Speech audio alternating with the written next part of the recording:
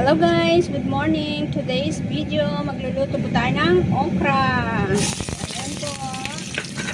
Una po sibuyas, chili, green chili, and red chili. Ayan.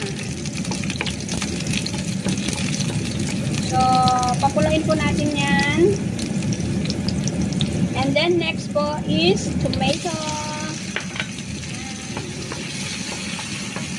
Ayan lang natin siya para pumula konti. And then pagkatapos po, lagyan po natin siya ng LV. And then cinnamon powder. And then salt. Ayan. And then cumin powder. And then red chili powder. And then ginger powder.